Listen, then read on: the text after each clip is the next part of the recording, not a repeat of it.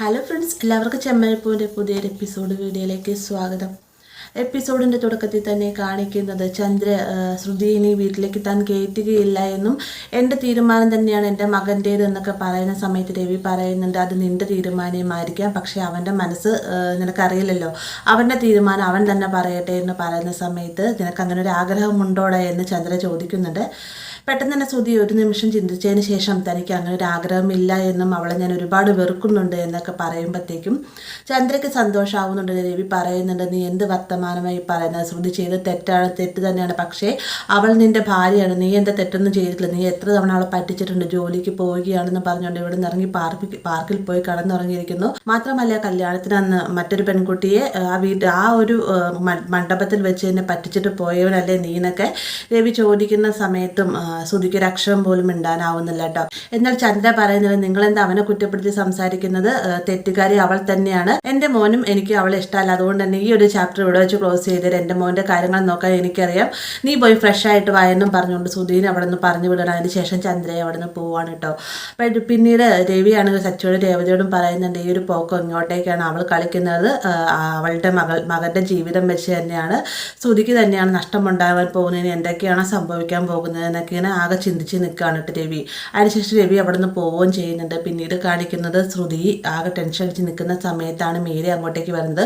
മീര വന്നിട്ട് പറയുകയാണ്, നീ ഒരുപാട് പ്ലാനിങ്ങും പദ്ധതികളൊക്കെ തയ്യാറാക്കിയാണ്, നീ ആ വീട്ടിലേക്ക് കയറാനായിട്ട് ഒന്നും നടന്നില്ലല്ലേ എന്നൊക്കെ ചോദിക്കുന്ന സമയത്ത് എന്ത് ചെയ്യാനാ, കുറച്ചൊരു പിടിവള്ളിയായിരുന്നു അങ്കിളിൻ്റെ കാര്യം, അങ്കിളും എന്നെ കൈവടിഞ്ഞിരിക്കുകയാണ്, ഞാനിപ്പോൾ എന്ത് ചെയ്യുമെന്നുള്ളൊരു ആകെ ടെൻഷനിലാണ്, ആ വീട്ടിലുള്ള ഓരോ കാര്യങ്ങൾ അറിഞ്ഞാൽ മാത്രമാണ് എനിക്ക് എന്തെങ്കിലുമൊക്കെ ചെയ്യാനാവുകയുള്ളൂ എന്നൊക്കെ പറയുന്ന നേരത്ത് എങ്ങനെ അറിയാനാ, നീ ഇവിടെയും ശ്രുതി അവിടെയുമാണ്, അവിടുത്തെ കാര്യങ്ങൾ ആരും തന്നെ അറിയാൻ പറഞ്ഞു, ഒരു കാര്യം ചെയ്യേ, രേവതിയെ വിളിച്ച് ചോദിച്ച് നോക്കുന്നതൊക്കെ പറയുന്ന സമയത്ത് അവർ കാരണമാണ് ഞാൻ ഈ ഒരു ഗതിയിലായത്, ഇനി അവരോട് തന്നെ ഞാൻ വിളിച്ച് ചോദിക്കണം എന്നാണ് നീ പറയുന്നതൊക്കെ ചോദിച്ചുകൊണ്ട് മീരയോട് ദേഷ്യപ്പെടുന്നത്. അതിന് ശേഷം പറയുകയാണ്, അതിന് ആകെ ഒരു മാർഗമേ ഉള്ളൂ, ആ വീട്ടിലെ എല്ലാ കാര്യങ്ങളും ചന്ദ്രാൻ്റെ എന്തായാലും ബാമാൻ്റെയോട് പറയാതിരിക്കില്ല, അതുകൊണ്ട് ബാമാൻ്റെ കണ്ടതിന് ശേഷം സൂത്രത്തിൽ തന്നെ എല്ലാ കാര്യങ്ങളും ചോദിച്ചറിയണമെന്നൊക്കെ പറയുമ്പോഴത്തേക്ക് കാര്യങ്ങൾ നടക്കുമോ എന്ന് മീര ചോദിക്കുന്നുണ്ട്. തീർച്ചയായിട്ടും നടക്കും, ബാമാൻ്റെക്ക് ചില വീക്ക്നെസ് ഉണ്ട്, അതിൽ കയറി പിടിച്ച് ഞാൻ നല്ല രീതിയിൽ തന്നെ കാര്യങ്ങൾ കൈകാര്യം ചെയ്തോളാമെന്നും പറഞ്ഞുകൊണ്ട് ശ്രുതി നിൽക്കാണ്ട്. പിന്നീട് കാണിക്കുന്ന പിറ്റേന്ന് നേരം പുലരുമ്പോൾ തന്നെ ശ്രുതി ബാമയുടെ വീട്ടിലേക്ക് ചെല്ലുകയാണ്.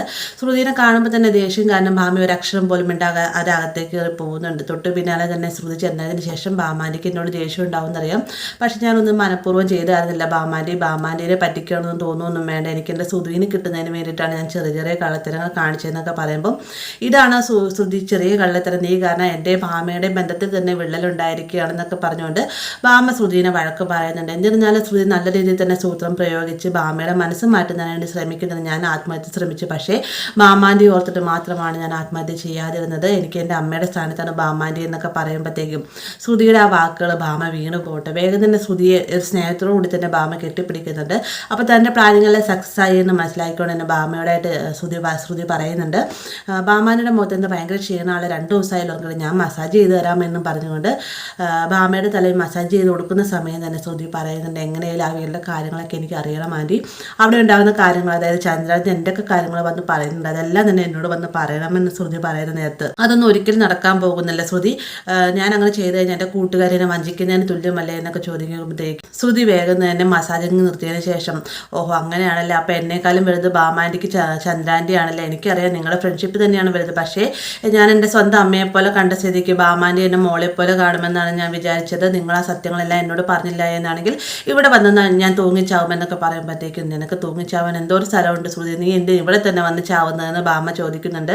എന്നാൽ ശ്രുതി വീണ്ടും പറയുകയാണ്, എനിക്ക് നിങ്ങൾ അമ്മയെ പോലെ തന്നെയാണ്, അതുകൊണ്ട് തന്നെ ഒരു മകൾ നിങ്ങളുടെ മുമ്പിൽ വന്ന് തൂങ്ങി മരിക്കുന്ന കണ്ടു കഴിഞ്ഞാൽ നിങ്ങൾക്ക് എന്തായാലും നല്ല വേദന ഉണ്ടാവില്ല, അതുകൊണ്ട് ഞാൻ ഈ വീട് തന്നെ ഞാൻ തിരഞ്ഞെടുക്കുകയുള്ളൂ, ഞാൻ ഇവിടെ വന്ന് തൂങ്ങിച്ചാവുമെന്നും പറഞ്ഞിട്ട് ശ്രുതി ദേഷ്യപ്പെട്ട് പോവുകയാണ്. ബാമയാണെങ്കിൽ ഈശ്വര, ആ പെണ്ണ് പറഞ്ഞ പോലെ തന്നെ ചെയ്യുന്ന ആളിനെ എന്തെങ്കിലും കടുങ്കൈ വല്ലതും കാണിച്ചാലോ എന്ന് പറഞ്ഞ് ആകെ ടെൻഷൻ അടിച്ച് നിൽക്കാണ്ട്. പിന്നീട് കാണിക്കുന്ന സച്ചി രേവതിയും റെഡിയായി പോകാനിരിക്കുന്ന സമയത്ത് രവിയോട് യാത്രയും പറഞ്ഞിട്ട് ഇറങ്ങാൻ നിൽക്കുന്ന സമയത്താണ് ശ്രീകാന്ത് വർഷ അങ്ങോട്ടേക്ക് വരുന്നത്. തൊട്ട് പിന്നാലെ തന്നെ ചന്ദ്രൻ താഴത്തേക്ക് ഇറങ്ങി വരുന്നുണ്ട്. ചന്ദ്രൻ വന്നിട്ട് ചോദിക്കുന്നുണ്ട്, ഇവിടെ ഉണ്ടായ കാര്യങ്ങളെല്ലാം അറിഞ്ഞായിരുന്നു എന്ന് ചോദിക്കുന്ന സമയത്ത് രേവതി ചേച്ചി സച്ചിയേട്ടനും വിളിച്ച് പറഞ്ഞിരുന്നുവെന്ന് ശ്രീകാന്ത് പറയുന്നുണ്ട്. പെട്ടെന്ന് തന്നെ വർഷ പറയാൻ പറഞ്ഞു, രേവതി ചേച്ചി സച്ചിയേട്ട കൺഗ്രാജുലേഷൻ, നിങ്ങൾ ചെയ്ത എന്തായാലും നല്ല കാര്യങ്ങൾ തന്നെയാണ്, ആ ശ്രുതി ചേച്ചിയുടെ കള്ളത്തരം കണ്ടുപിടിച്ച് വെളിയിൽ കൊണ്ടുവന്നല്ലോ എന്നൊക്കെ പറയുന്ന കൂട്ടത്തിൽ തന്നെ ചന്ദ്രയുടെ അടുത്തേക്ക് ചെന്നതിന് ശേഷം ആൻറ്റി നിങ്ങൾ ചെയ്തത് വളരെ നല്ല കാര്യമാണ്. നിങ്ങളുടെ തലയിൽ കളിമണ്ണ് മാത്രമേ ഉണ്ടാവൂ എന്നാണ് ഞാൻ കരുതുന്നത്. പക്ഷേ നിങ്ങൾ കളിമണ്ണ് മാത്രമല്ല വേറെ എന്തൊക്കെയോ സാധനങ്ങൾ നിങ്ങളുടെ തലയിലുണ്ട്, അതുകൊണ്ടാണല്ലോ ബുദ്ധിപരമായിട്ട് കാര്യങ്ങൾ നീക്കിയത് എന്നൊക്കെ പറയുമ്പോഴത്തേക്കും ശ്രീകാന്ത് ആകെ അങ്ങ് വല്ലാതാവുകയാണ് കേട്ടോ. രവി ആണെങ്കിലോ ഒരക്ഷരം പോലും മിണ്ടാനാവാൻ നിൽക്കുകയാണ്. സച്ചിയും രേവതിയും പരസ്പരം മുഖത്തോട് മുഖം നോക്കുന്നു.